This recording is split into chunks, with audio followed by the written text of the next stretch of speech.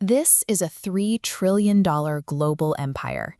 It is a world of sterile glass and architectural perfection designed to reflect a company at the absolute peak of its power. Tim Cook is the architect of this modern operation. Under his leadership, the company runs on cold math and a supply chain so dominant it effectively dictates the movement of global commerce. In 1976, that logic was entirely absent. There was no corporate infrastructure or global logistics network. Instead, the company was confined to a rented suburban garage, a space barely large enough to store parts, let alone run a business. Building the first machines required intense manual labor. The founders spent their days inhaling soldering fumes and manually fusing components onto circuit boards, a process that took a heavy physical toll on the small team. Apple's global empire grew out of the dust and physical exhaustion of that suburban garage. Steve Wozniak and Steve Jobs were driven by a goal that seemed improbable at the time. They wanted to pull computing out of high-tech laboratories and put it directly into the hands of everyday people. Their first model served as a proof of concept, but it was the follow-up machine that became a massive commercial breakthrough, proving there was a real market for personal technology. That sudden wealth changed the company. As mass production demands increased, the pressure altered the founders' relationship and replaced the loose garage culture with a rigid corporate structure. Success brought a new kind of stress. They were no longer just building computers. They were now expected to revolutionize the entire industry they had just helped create. By 1984, the focus had shifted to the Macintosh. The goal was to overhaul human-computer interaction using a graphical user interface, or GUI. A GUI allows users to navigate with visual icons and a mouse instead of memorizing and typing complex text commands. Inventing this paradigm came with staggering R&D costs. This chart shows expenses spiking as revenue from older products flatlined. Because of those costs, the Macintosh launched with a high retail price consumers couldn't justify. Early sales failed to cover the massive deficit. The engineering team worked under high-stakes, claustrophobic conditions. They faced impossible deadlines and a management style that pushed them to the point of exhaustion to get the machine to market. Internal friction reached a breaking point. The founders' demand for artistic perfection was increasingly at odds with a board of directors that was focused on immediate profitability. While the Macintosh was a technological achievement, the market initially viewed it as a commercial failure. That financial disappointment fractured the leadership team, turning the company's creators against its corporate managers. Creative ambition often creates a fiscal deficit that corporate boards prioritize resolving over continued innovation. The center of gravity shifted away from the design labs and into the sterile environment of the corporate boardroom. In 1985, the internal power struggle came to a head. The board held a definitive vote to strip the founder of his operational authority over the company's future projects. It was a visceral moment of exile. The person who willed the company into existence was forced out of its daily operations. Following the ouster, the company moved toward a safer strategy, focusing on iterative, high-priced products designed to satisfy shareholders and stabilize the balance sheet. But as he left his empire behind, the founder remained resolved. He refused to accept this defeat as the end of his story. The board prioritized financial safety over the founder's erratic creative drive. This vote closed the era of garage-style experimentation, leaving Apple in the hands of professional management and setting the stage for a decades-long struggle over the company's identity. In 1985, Apple was coasting on fumes. The boardroom was quiet, reflecting a traumatic severing of the company's visionary leadership. Steve Jobs was gone. Following a bitter internal power struggle, he left Apple and took a handful of key employees with him to found a new venture called Next. Next was a computer company specializing in high-end workstations for the higher education market. Left behind was an executive team that struggled to navigate with him. The company began swinging between different, often contradictory product strategies, hoping something would stick. Only one crutch kept the company afloat. Apple held a dominant, lucrative position in the desktop publishing market. Power users were still willing to pay top dollar for high-performing hardware. They loved the performance of the Macintosh, even if the corporate vision behind the box was starting to blur. But high margins and old momentum masked a terminal illness. Without its founder setting the course, Apple was a rudderless ship, waiting to be disrupted. While Apple treaded water, the rest of the industry caught up. Competitors began closing the gap on Apple's early hardware advantages. IBM executed a direct flanking maneuver. They started offering consumers similar computing performance and functionality, but at substantially lower prices. Apple panicked. To stop the bleeding, they fell into a cycle of rushing cheaper, disjointed products to market to compete on price. The result was catastrophic internal bloat. Apple flooded store shelves with a confusing maze of overlapping product lines. Customers couldn't figure out the difference between models, and neither could Apple's own executives. But the fatal blow came from Seattle with the release of Microsoft Windows. Windows is a graphical operating system that allows users to interact with their computer using a mouse and visual menus rather than typed text commands. Microsoft shifted the entire industry's leverage. Market dominance no longer required building the computer. It required owning the software that ran on everyone else's machines. Microsoft's victory was absolute. They conquered the global consumer market, turning their operating system into a massive cultural event that Apple couldn't replicate. Microsoft had a singular, unified software focus. Apple was paralyzed, buried under a fractured mountain of plastic inventory. Apple was losing sales to cheaper clones, but the real defeat was strategic. They no longer defined what a personal computer was supposed to be. Inside Apple's headquarters, the atmosphere was claustrophobic. The financial consequences of their bloated strategy were now completely undeniable. This chart shows Apple's annual revenue in the mid-1990s. In 1995, the company brought in $11 billion. By 1998, that number had plummeted to less than $6 billion. The cause of this bleeding was hardware. Apple was suffocating under a massive, confusing catalog of beige, boxy computers that alienated consumers and diluted the brand's identity. Weeks away from actual bankruptcy, Apple made a desperate play. They purchased a software company called Next, which brought its founder, Steve Jobs, back onto the board. Shortly after, Jobs staged a boardroom coup to reclaim the CEO title. Bringing Jobs back was a final attempt to survive. Apple had lost its corporate identity entirely.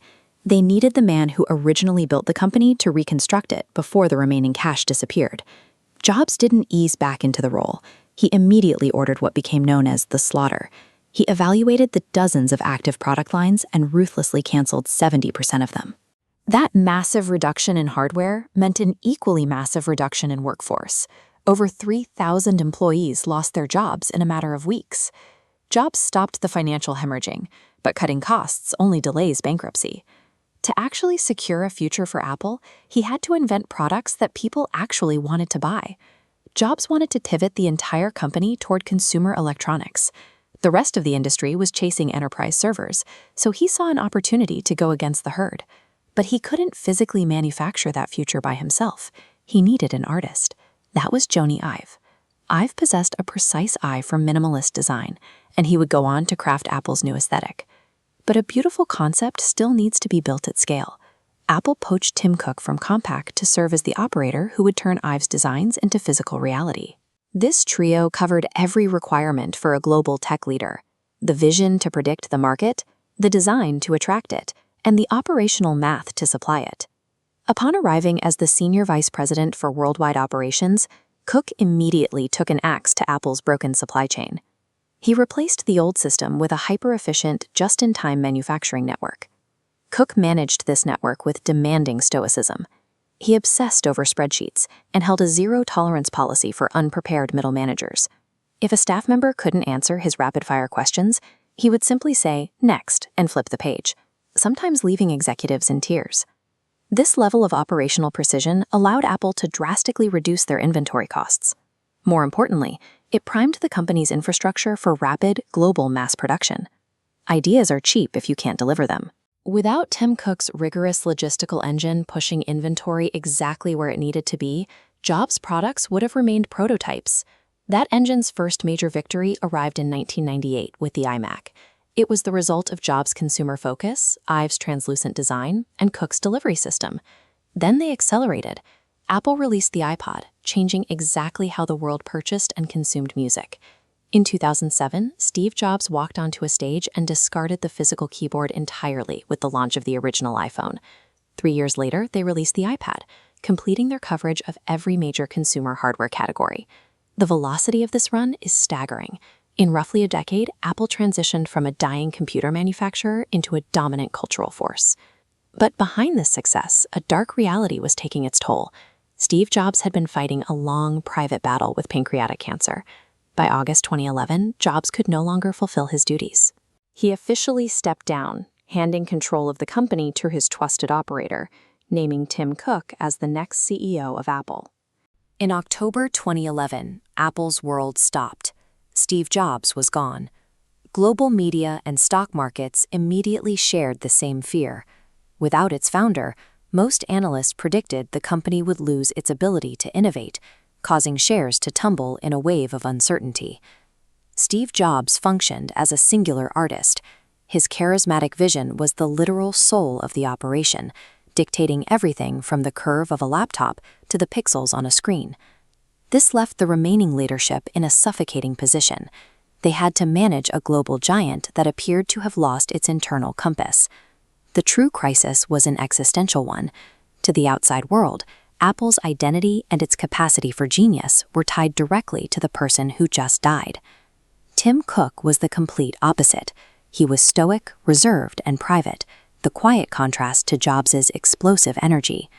Cook built his reputation at IBM and Compaq as a master of logistics and cold mathematics. He spent 12 years at IBM alone, obsessing over fulfillment and North American shipping deadlines. Fans and analysts were skeptical.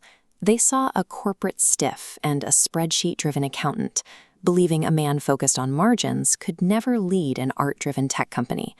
Putting a logistics manager in charge of a company built on pure intuition looked like a guaranteed path to failure. Yet this exact friction enabled one of the most successful corporate transitions on record. By September 2014, the energy had changed. On stage at the Flint Center, Cook displayed an aggressive, newfound confidence in his own leadership. This diagram overlays the strict boundaries of the smaller iPhone 5S against the much larger iPhone 6 and 6 Plus. This move shattered Steve Jobs' specific rule that phones must stay small enough for one-handed use. By giving the global market the larger screens it demanded, Cook turned the iPhone 6 into the best-selling smartphone in history. He also introduced Apple Pay during that same event, pushing the company beyond physical hardware and directly into the financial transactions of its users. This keynote proved Cook was not curating a Steve Jobs museum.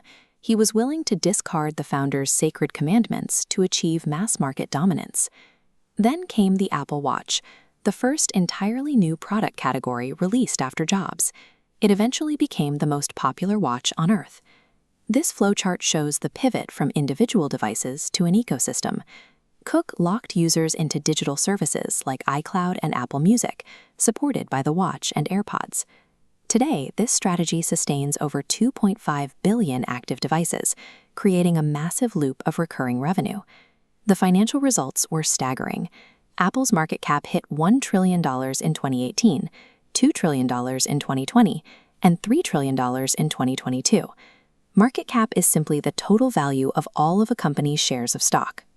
Cook evolved Apple from a boutique innovator into a mechanized global economy that generates more revenue than the GDP of many nations. The true engine behind that massive valuation is Tim Cook's relentless mathematical optimization of Apple's global manufacturing and supply chain. He focused on eradicating inventory waste and forging ironclad vendor partnerships, turning Apple into the most efficiently run company on the planet. This map illustrates how concentrated Apple's production hubs were within China.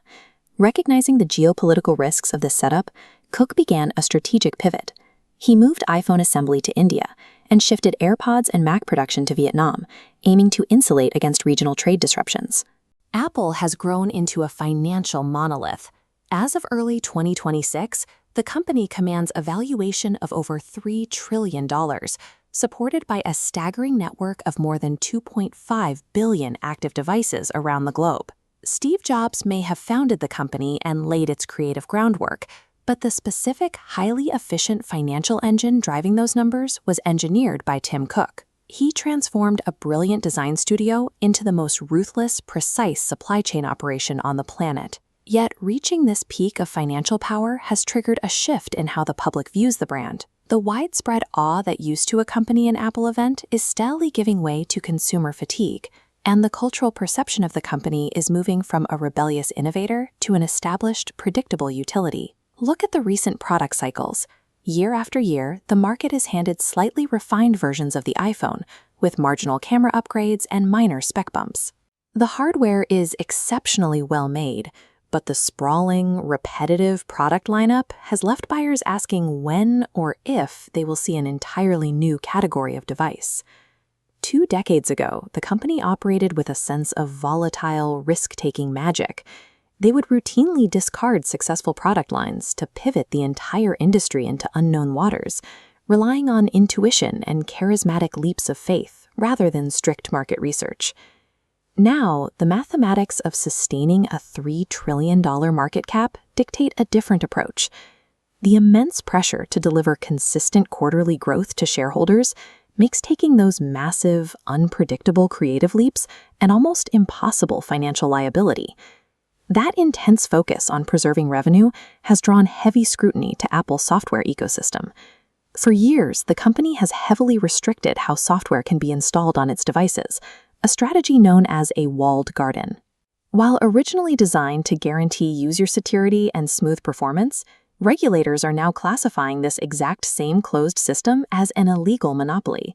In early 2024, the United States Department of Justice filed a massive antitrust lawsuit against the company. The suit alleges that Apple uses its strict technical barriers and developer policies to intentionally stifle competition across the entire smartphone market. Across the Atlantic, the European Union has launched its own offensive, hitting Apple with heavy fines and strict mandates targeting the App Store's commission structures and developer restrictions. Meanwhile, authorities in Germany and several other nations have opened continuous investigations into how Apple handles user data tracking and its control over third-party advertising. These are not isolated incidents. They represent a coordinated, multi-continent assault on the exact strategy that drives Apple's immense services division, attacking the absolute ecosystem control that Tim Cook has spent over a decade perfecting. The global legal consensus has shifted. Regulators no longer view the company as a beloved manufacturer of premium electronics, but as a sprawling, dangerous gatekeeper whose power must be systematically dismantled. While the legal battles drain crucial resources, an even more immediate and dangerous threat is unfolding within the core technology itself.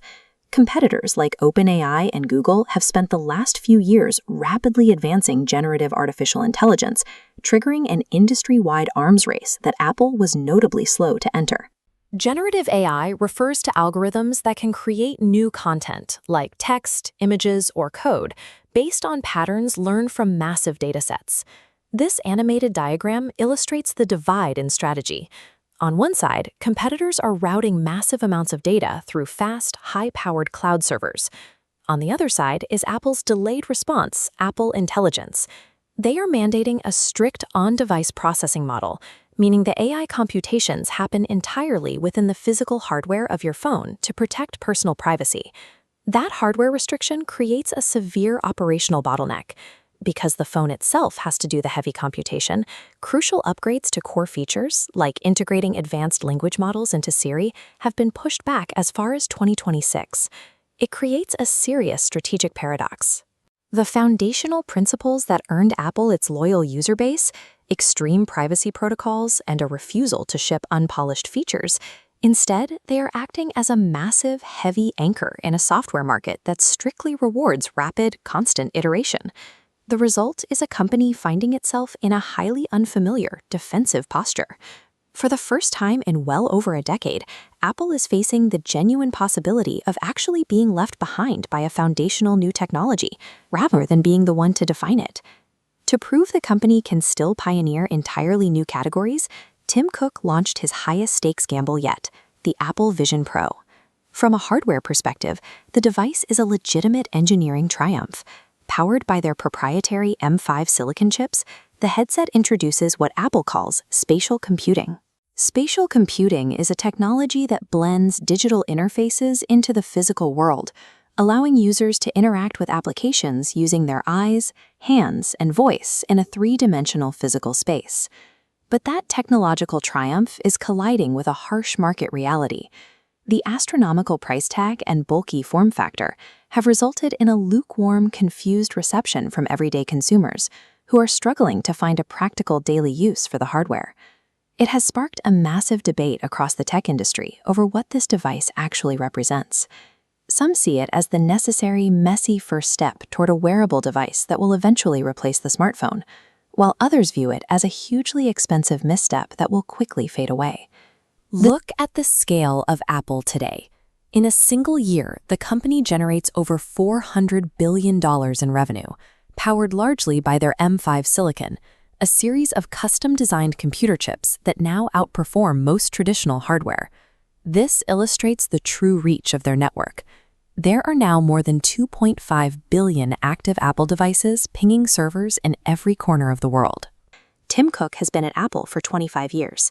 After a quarter-century of building this empire, the mental weight of standing alone at the top is difficult to calculate. When he took the lead in 2011, much of the public saw a corporate accountant, a stiff executive stepping into the shoes of a creative legend. The modern Tim Cook is an executive who has spent 15 years managing the world's most complex supply chain. He has spent over a decade proving his skeptics wrong. But as his era of operational efficiency reaches its peak, the rumors in Silicon Valley are starting to spread. The architect of this system is finally preparing to step down. Steve Jobs secured Apple's future by choosing an operational specialist over a creative visionary to take his place. Now, Cook has to attempt this same maneuver. He must find someone capable of managing a $3 trillion company in the middle of a global technology war. We know the company survived the loss of its creator, but who could possibly be chosen to replace Tim Cook? Will the Apple machine continue its domination of the global market, or is this empire finally about to slow down?